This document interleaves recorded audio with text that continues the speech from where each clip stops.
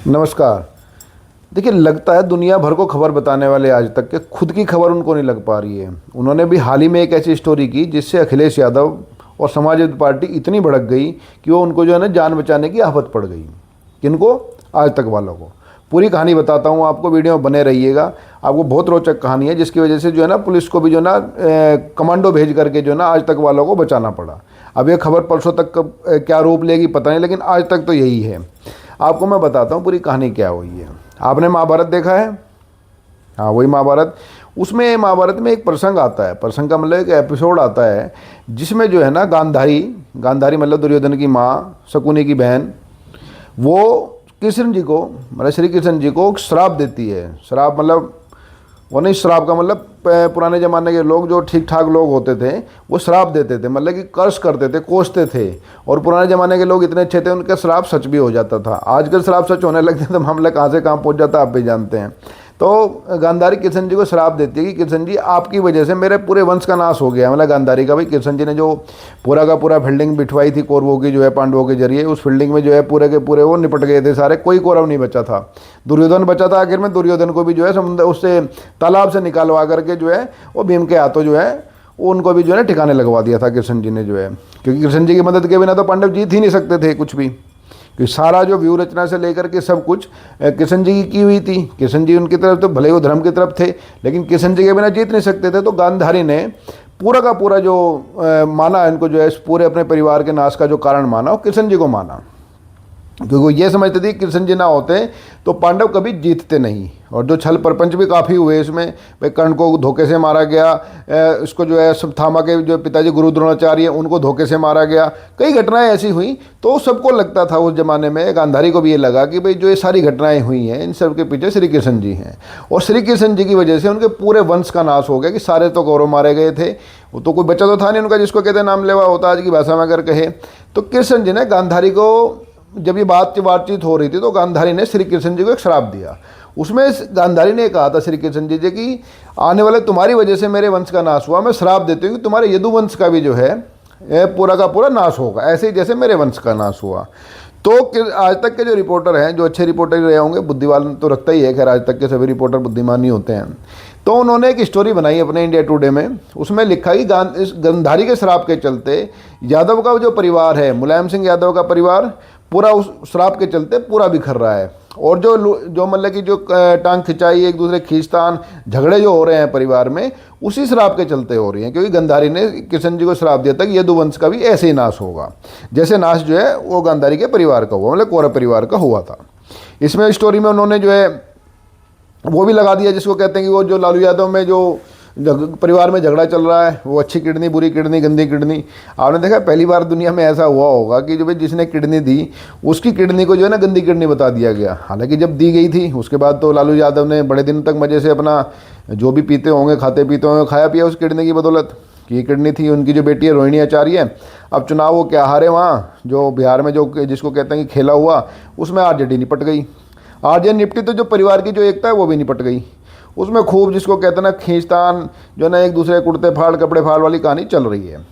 उसमें जो है रोहिणी आचार्य ने आरोप लगाया कि भाई मेरे को जो है ना तेजस्वी यादव ने इनडायरेक्ट लिखा कि तेजस्वी यादव ने कहा कि घर से निकल जाओ, और उसको चप्पल भी दिखाई गई, जो कि मीडिया रिपोर्ट्स के हिसाब से ये सब चीज़ें चली।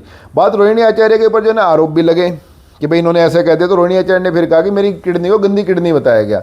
रोहिणी आचार्य ने अपने पिताजी को लालू यादव को एक किडनी दी थी, मतलब दो होती है, एक ही दी थी, एक रोहिणी आचार्य के पास है, एक लालू यादव के पास है। तो उसको रोहिणी आचार्य ने आरोप लगाया कि किडनी गंदी बता दी गई और उसको घर से निकाल दिया गया। तो उस कहानी में ये जिक्र भी आया, जो इंडिया टुडे ने कहानी छापी कि गांधारी के श्राप के चलते यदुवंश का में ये सिर्फ उटवल वाली जो बात थी। और उसमें कार्टून भी एक ऐसा बना दिया उसमें कि उसमें जो स्वर्गीय मुलायम सिंह यादव हैं, मुलायम सिंह यादव का एक वहाँ जो है अखिलेश यादव खींच रहे हैं, और दूसरा भाई उनके भाई जो भाई खींच रहे हैं, इनके जो मुलायम सिंह के भाई जो हैं वो खींच रहे हैं। जो इससे क्या हुआ कि इस स्टोरी के पब्लिश होने के बाद भाई जो हमारे समाजवादी भाई हैं, जो अखिलेश यादव और दूसरे जो भाई हैं, वो बुरी तरह से जो है भड़क गए कि भाई ये क्या बात हुई कि गांधारी ने जब जो कहा था उसके बाद तो हम यहाँ कई बार मुख्यमंत्री बन लिए, उसका यदुवंशी का सांप का इससे क्या लेना देना जो गांधारी ने श्री कृष्ण जी को उस ज़माने में श्राप दिया था।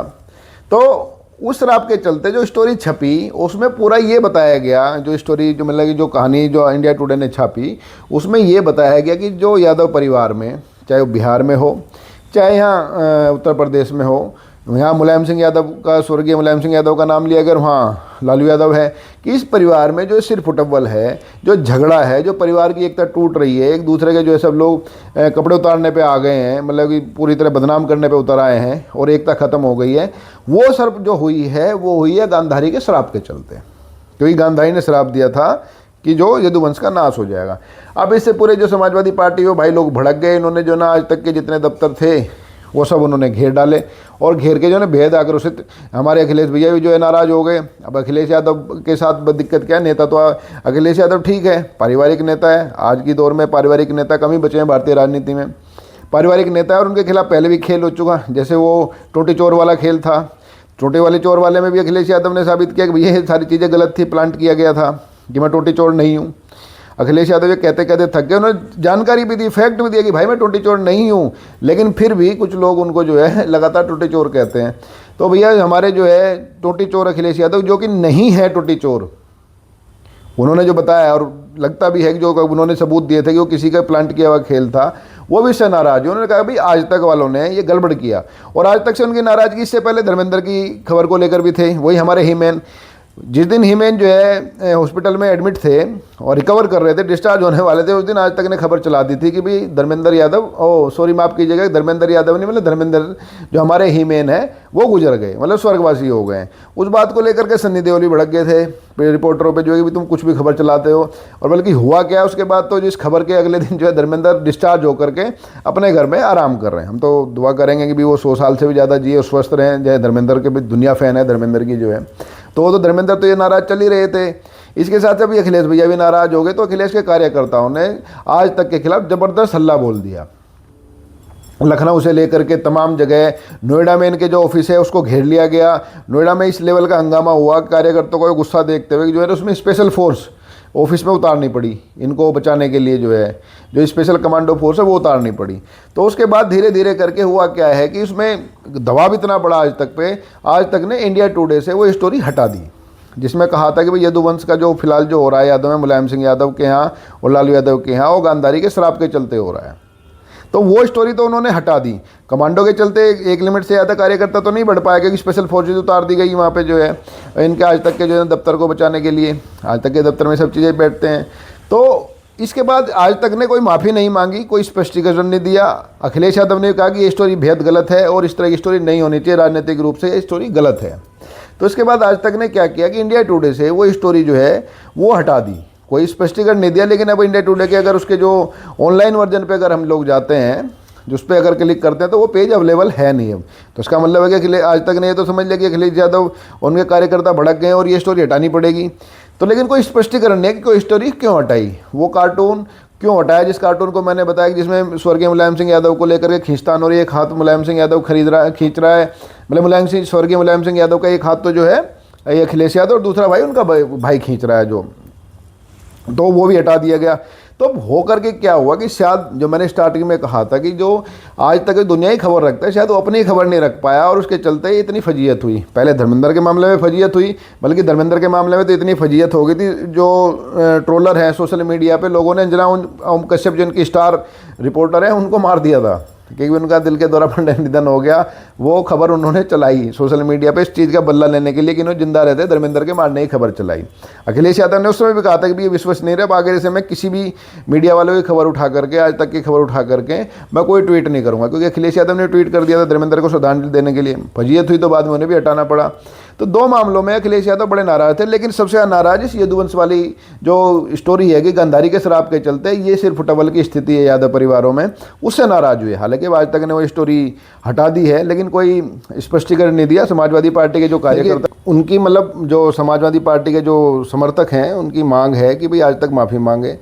आज तक ने फिलहाल माफ़ी नहीं मांगी है। आप कमेंट करके ज़रूर बताइए कि आज तक को माफ़ी मांगनी चाहिए या नहीं मांगनी चाहिए। और आपसे विनम्र अनुरोध है कि चैनल को सब्सक्राइब कीजिए और शेयर कीजिए।